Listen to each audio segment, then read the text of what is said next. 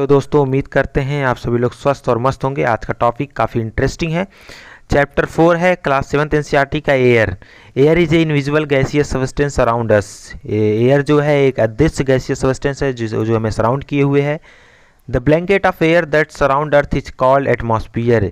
जो blanket of air है जो पृथ्वी को सराउंड किए हुए है उसे हम एटमॉस्फियर कहते हैं। It is made up of many gases and it is very important for existence of life on earth. Means ये गैस के फॉर्म में है, मेड ऑफ गैस से बना हुआ है जो लाइफ के लिए बहुत इंपॉर्टेंट है, पृथ्वी पर लाइफ के लिए बहुत इंपॉर्टेंट है। Living being can not survive without atmosphere. जो लिविंग बींग्स हैं वो एटमॉस्फियर के बिना सर्वाइव नहीं कर सकते हैं, क्योंकि यह हमें जो हम एयर ब्रीथ करते हैं वो हमें प्रोवाइड करता है और जो सन की हार्मफुल रेज हैं उससे हमें प्रोटेक्ट करता है। Major change in atmosphere can cause flood, cyclone and droughts. Means जो एटमॉस्फियर है उसमें अगर कोई मेजर चेंज होता है तो उसमें बाढ़ आने की संभावना रहते हैं, सूखे आने की संभावना रहते हैं और साइक्लोन भी आ सकते हैं और बहुत सारी ऐसी एक्टिविटी हैं जो हो सकती हैं अगर एटमॉस्फियर में कोई मेजर चेंजेस होते हैं। Let's talk about composition of atmosphere. Means हमारा एटमॉस्फियर जो है किन किन चीज़ों से मिलकर बना है। Air is a mixture of various amount of gas, moisture and particle. Air जो है गैस, मॉइस्चर और पार्टिकल के मिक्सचर से बना हुआ है। नाइट्रोजन और ऑक्सीजन जो है इसके मेन पार्ट हैं और नाइट्रोजन का जो है हिस्सा है इसमें पार्ट है वो 78.08% है और इसमें जो ऑक्सीजन का पार्ट है 20.95% है, जो एक ह्यूज अमाउंट है। और जो प्लांट हैं उनको नाइट्रोजन की आवश्यकता होती है अपने सर्वाइवल के लिए, और वो जो प्लांट होते हैं वो एयर से डायरेक्टली नाइट्रोजन को नहीं लेते हैं और नाइट्रोजन को जो बैक्टीरिया होते हैं सॉइल और रूट्स में वो जो नाइट्रोजन को चेंज कर देते हैं और वो जो चेंज हुए नाइट्रोजन हैं उनको प्लांट यूज कर लेते हैं। Oxygen makeup of around 21% of total atmosphere. Means total atmosphere का ऑक्सीजन 21% है। Human and animal are use oxygen for their breath. Means जो ह्यूमन और एनिमल्स हैं वो ऑक्सीजन को ब्रीथ के लिए यूज करते हैं।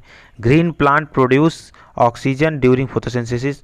जो ग्रीन प्लांट हैं वो फोटोसिंथेसिस के समय जो है ऑक्सीजन रिलीज करते हैं जिससे हमको ऑक्सीजन मिलता है। Remaining 1% of total atmosphere is made up of small amount of gas.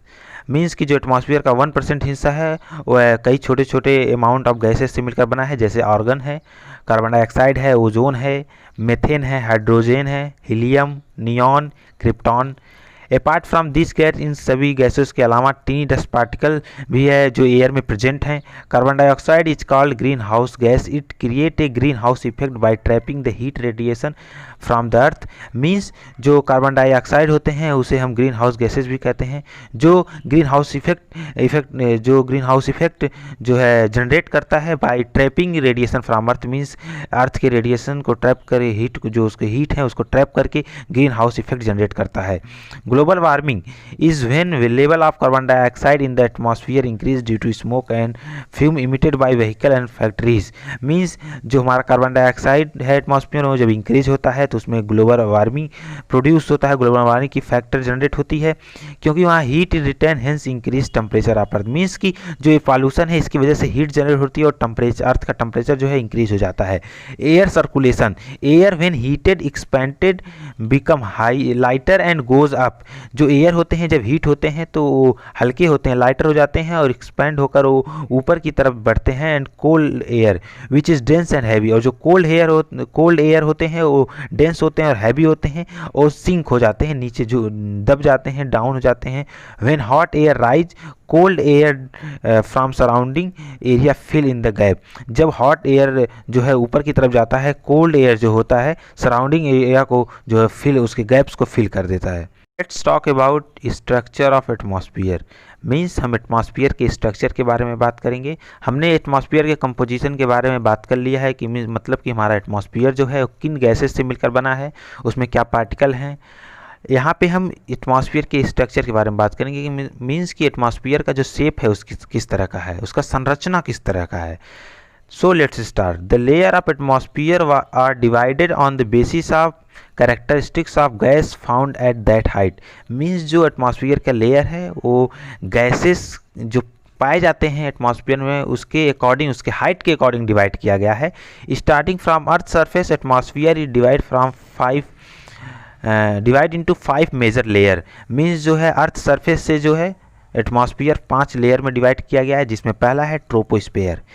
is the primary layer that starts from surface of earth extended up to 8 to 15 kilometre in height। यह अर्थ surface से start है जिसका extension जो है 8 से 15 kilometre है। Has almost 80% of mass of atmosphere, means जो है ट्रोपोस्फेयर जो है वो एटमॉस्फेयर का 80% जो है मास है। Has almost all the weather phenomena like rainfall, fog, hail storm occurring in this layer. जो वेदर फिनोमेना है लगभग सभी वेदर फिनोमेना इस लेयर में, इस ट्रोपोस्फेयर में होते हैं। And second is stratosphere, is the second layer above the troposphere that start from troposphere and extend up to 50 to 60 kilometre, means ये दूसरा लेयर है। और जो ट्रोपोस्फेयर से स्टार्ट होता है एक्सटेंशन जो है 50 से 60 किलोमीटर है। And has no cloud and air in dry contain very little moisture. यहाँ पे किसी प्रकार का क्लाउड नहीं होता है और जो एयर होता है वो काफ़ी ड्राई होता है और यहाँ वेरी लिटिल अमाउंट में मॉइस्चर होता है। Is most ideal for flying airplane, means जो हमारा एरोप्लेन है और हेलीकॉप्टर्स हैं, जो भी एयरप्लेन है वो उसके लिए बहुत फेवरेबल लेयर है फ्लाइंग के लिए। Also contain layer of ozone gas which protect us from harmful radiation of sun. इसमें जो है एक ओजोन गैस भी पाया जाता है, लेयर पाया जाता है उसका, जो हमारा सन के हार्मफुल रेडिएशन से हमें प्रोटेक्ट करता है। और तीसरा है mesosphere, is the third layer that start from where is stratosphere end and extend up to 95 to 120 kilometre. Means ये हमारा तीसरा लेयर है जो स्टार्ट होता है स्ट्रेटोस्फीयर के इंड से एंड इसका एक्सटेंशन जो है 95 से 120 किलोमीटर है अर्थ सरफेस से। Is where most of the meteoroids burn up upon entering, means जैसे हमारा यहाँ ये ऐसा लेयर है जहाँ पे मेट्रॉइड्स जो हमारे अर्थ पे इंटर करते हैं यहीं पे बर्न हो जाते हैं। And fourth is thermosphere, is the fourth layer that start from where mesosphere end and extend up to 400 kilometre. Means यह चौथा लेयर है जहाँ मेसोस्फीयर इंड होता है, वहाँ से इस लेयर की शुरुआत होती है।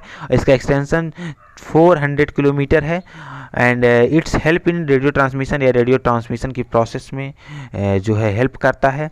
And radio wave transmit from earth और reflect back to the earth by this layer, means इस लेयर से हमारा जो है रेडियो वेव के ट्रांसमिशन की प्रोसेस और होती है। And the air in thermosphere is very thin, जो एयर यहाँ पे होती है थर्मोस्फीयर में बहुत पतली होती है। और temperature can get extremely hot, means temperature यहाँ पे काफ़ी हॉट होता है, कभी ज़्यादा टेम्परेचर होता है। इन this layer of temperature rise very rapidly with increase in height, जैसे जैसे इस लेयर में हमारा हाइट इंक्रीज होता है जो उसका टेम्परेचर जो है वो भी इंक्रीज होता है। And ionosphere is the part of this layer, means जो आयनोस्फीयर है वो इस लेयर का जो है पार्ट है। And fifth is exosphere, is the upper most layer of atmosphere and very thin air. यह जो है सबसे ऊपर का लेयर है एटमॉस्फियर का जहाँ जो है एयर काफ़ी थिन होता है। And start after thermosphere and extend till space, यह जो है थर्मोस्फीयर के से स्टार्ट होता है एंड जो है इंड होता है लगभग स्पेस में, till space. And light gas like helium hydrogen float into the space from this layer, means कि जो लाइट गैसेस हैं हीलियम हाइड्रोजन फ्लोट करते हैं ये इस लेयर में। Let's talk about another concept, weather and climate.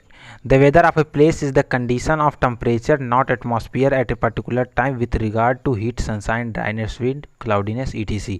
Means किसी भी प्लेस का जो वेदर है किसी पर्टिकुलर टाइम में वो जो है वो टेम्परेचर के कंडीशन से डिसाइड होता है। मीन्स किसी भी प्लेस का जो वेदर है वो वहाँ के टेम्परेचर के कंडीशन से डिसाइड होता है, ना कि वहाँ के एटमॉस्फेयर से। और ये जो पर्टिकुलर टाइम पे जो टेम्परेचर है वो किसके रिगार्ड होता है, वो हमारा जो ड्राइनेस, विंड है, सनशाइन है, क्लाउडीनेस है, इस पे बेस होता है। And the climate is the average weather condition of place taken over a long period of time. Means जो वेदर कंडीशन हमारा होता है किसी भी प्लेस का, उसका जो है लॉन्ग पीरियड ऑफ टाइम का जब हम एवरेज निकालते हैं तो उसी को हम क्लाइमेट कहते हैं। The weather and climate of a place depend upon many geographical factors such as temperature, air pressure, wind and moisture. Means किसी भी प्लेस का वेदर और क्लाइमेट जो है कई फैक्टर पे, जोग्राफिकल फैक्टर पे डिपेंड करता है, जैसे तापमान, means temperature, air pressure, wind और मॉइस्चर। चलिए इसके बारे में एक एक करके जानते हैं। Let's talk about A geographical factor, temperature. Temperature is the degree of hotness and coolness of the air. Means जो एयर है उसका जो है कितना डिग्री वो हॉट है, कितना डिग्री वो कूल है, इसे हम टेम्परेचर कहते हैं। मीन्स जो टेम्परेचर होता है वो किसी भी प्लेस का जो है वो डिग्री ऑफ हॉटनेस और डिग्री ऑफ कूलनेस डिसाइड करता है।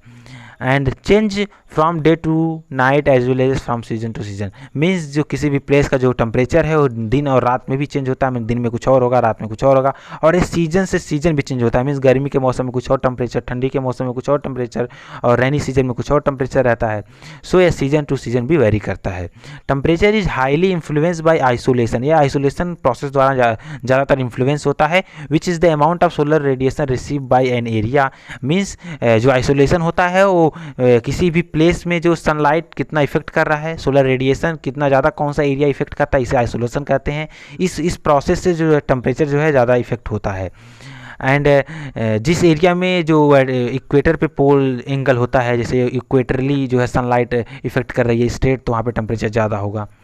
And as the amount of isolation decrease temperature decrease in same manner. Means जैसे आइसोलेशन डिक्रीज होगा, मीन्स एरिया पे जो सोलर रेडिएशन है उसका रिसीव जो है कम होगा, वैसे टेम्परेचर भी डिक्रीज होगा।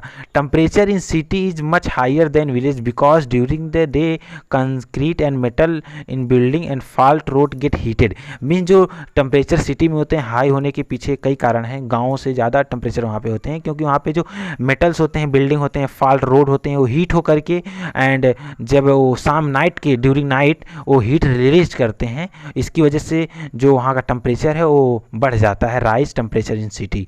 The standard unit of measure temperature was invented by Anders Celsius. जो स्टैंडर्ड यूनिट है टेम्परेचर को मेजर करने का, वो एंडर सेल्सियस ने इन्वेंट किया था, जिसे हम जानते हैं डिग्री ऑफ सेल्सियस के नाम से।